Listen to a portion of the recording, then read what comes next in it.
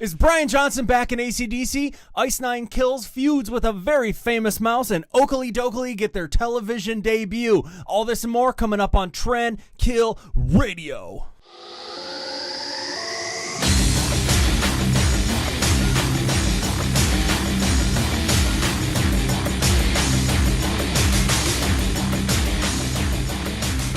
People will bow to it. What's going on, everybody? This is Trend Kill Radio from Cleveland, Ohio. I am your host, Sean Ryan. And I am Timothy. Don't forget to subscribe, and let's just get into it. AC/DC. When I picked this, I didn't know I'd have to wear it when I'm 60. AC/DC has been making the news recently because there are rumors going on right now that Brian Johnson is coming back. No, not Bon Scott, but Brian Johnson. Back from the grave. All right, it was recently confirmed that AC/DC engineer Mike Frazier have seen AC/DC in the studio. Also recently, according to radio DJ Eddie Trunk, apparently Brian Johnson will rejoin AC/DC on tour, after his long hiatus due to his hearing issues. He stepped down in roughly 2016. I don't want to say that he stepped down. Yeah. This is the thing, because this has long since been debated. This is basically like a classic Vince Neil, Nikki Sixx of did I get fired or did he quit? I mean, it's really, I think Angus Young, I think he was going through a hard time because his brother Malcolm was diagnosed with dementia. Speaking of dementia, no, he was diagnosed with dementia, and he had abruptly kind of had to leave studio sessions and tours and stuff like that, so he can go get treatment back in, I believe, 2017, early 2017. He had passed in 2017, so I'm sure Angus was actually not having a very good day, But Brian Johnson, he had been on the Rock or Bust tour. Brian had to just abruptly stop because he was in serious danger of losing his hearing. I can't hear you. So there was a lot of rumors and speculation and everything going around, but I think Angus Young was just basically like, dude, get the fuck out. Get out. We got a tour, we got things to do.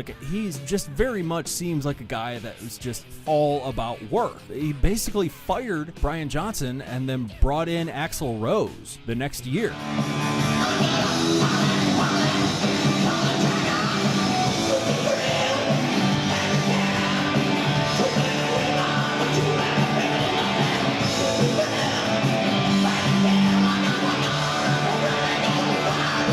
In addition to these other lineup changes, it's notable that they had to remove Phil Rudd from their tour. Phil Rudd was the drummer.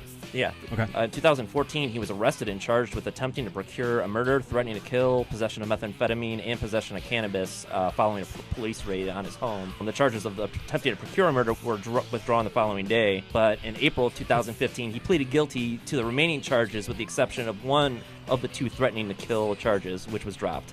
Jesus Christ. So, no, I only threatened to kill one of those guys, all right? Let's step back for a second. Hang on. I'd kill you if I had my gun. Yeah, well, you don't. But back to Eddie Trunk's story, I have sources that have told me that they are absolutely going to tour with Brian back again.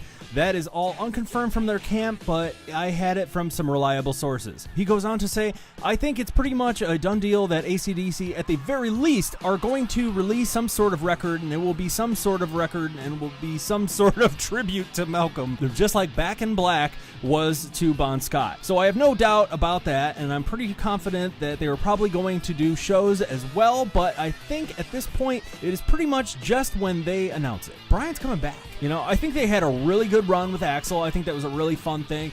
But now that Guns N' Roses got back together and, they made a killing, it's one of the most successful tours of all time now. It's up there. Number one, number two successful tours of all time with the amount of money that they have made off that. Slash is worth $500 million because of this tour. That speaks volumes that when you're worth $500 million for reuniting with a band. But I digress. We are talking about AC/DC.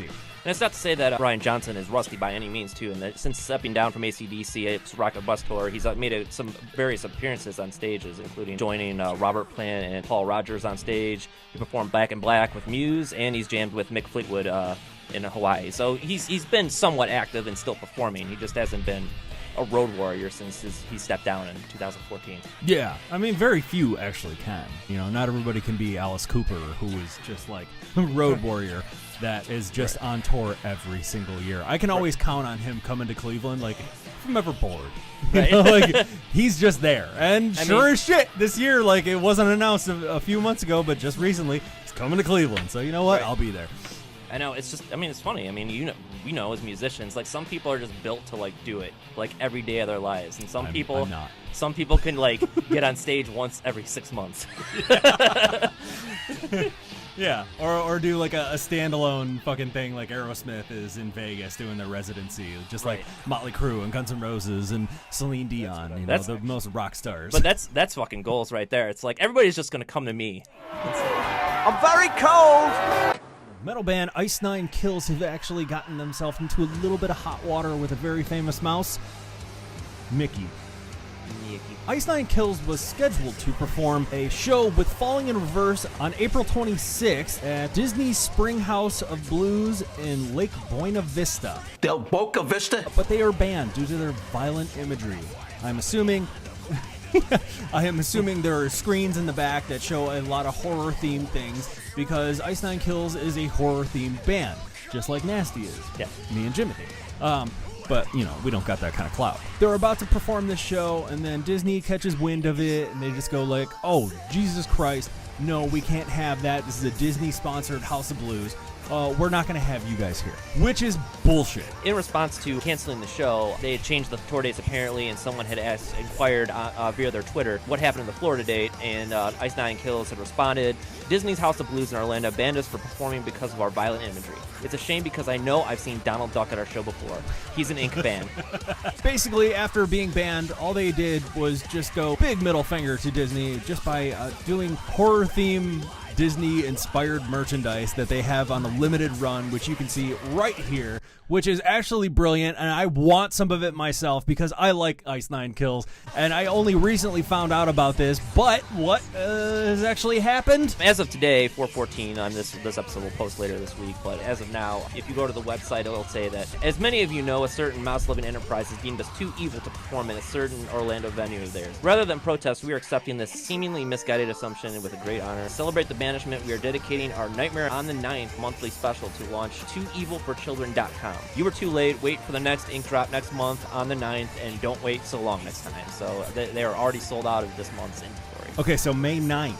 So go to TooEvilForChildren.com. I would have loved it. You know, a Mickey Mouse would actually look really good in a Michael Myers mask. The one thing that I really love about this is that Falling in Reverse is still playing this show. Ice Nine Kills is not allowed to, but Falling in Reverse, and there is another opener, and I can't remember who the hell they are because they're not important. Ronnie Radke, the lead singer for Falling in Reverse, that guy did like 2.5 years in jail for violating probation from a prior charge where one of his friends shot and killed somebody in a back alley fight, like, which they arranged. Ronnie Radke and some dude were supposed to meet up, like, in some back alley. Ronnie brought like 6 or 8 of his friends, and so did the other dude, and then one of Ronnie's buddies just pulls out a gun and fucking shot and killed somebody. And then, you know, like, he was on probation, and he had to pay like $100,000 to this kid's parents, and then he violated his probation, and he did 2.5 years in the clink. After that, Escape the Fate, which was Ronnie's original band, booted his ass out, and I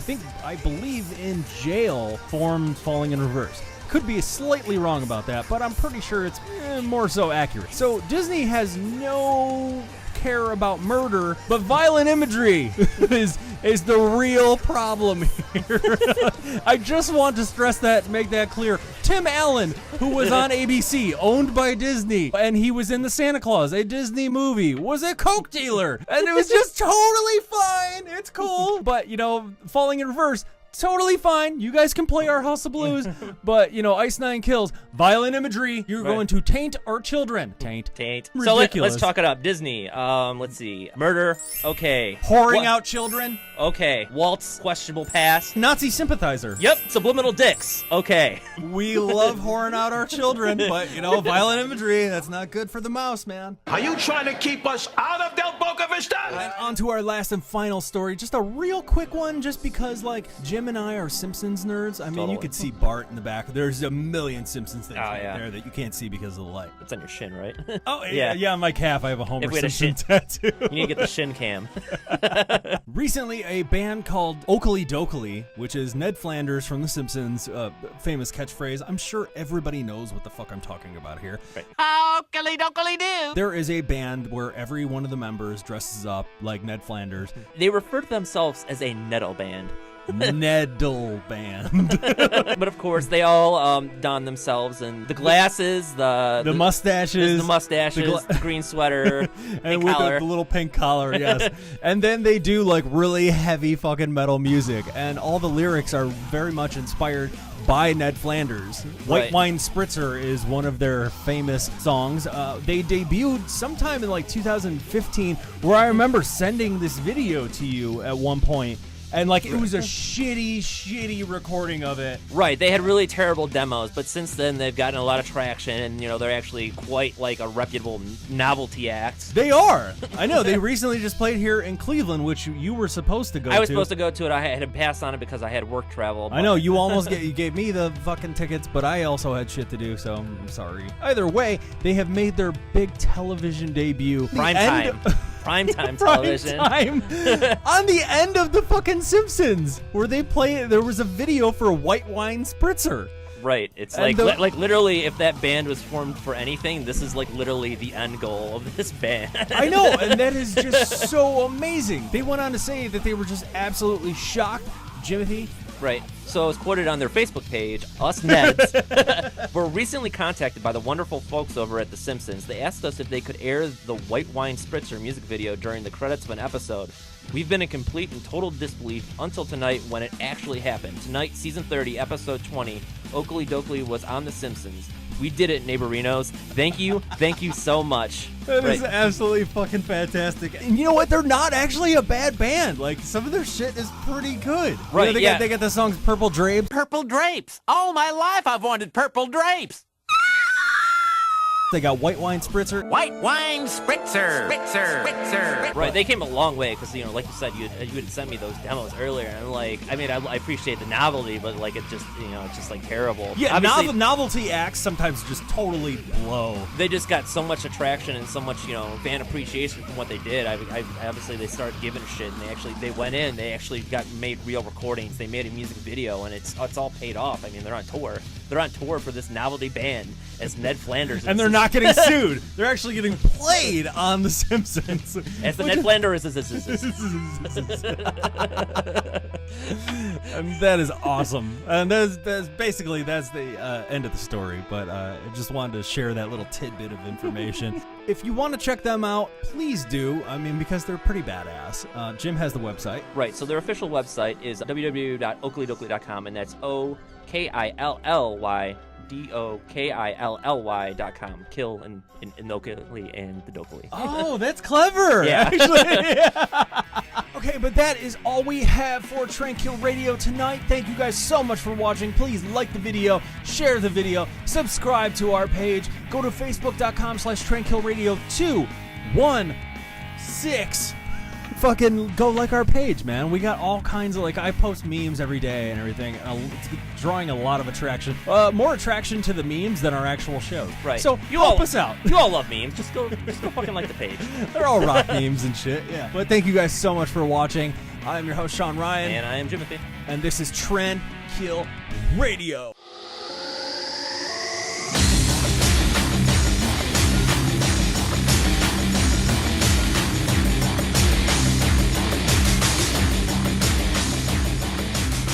People will bow to it. What do I say next? Line 5, 4. Why don't we 3. say 2-1?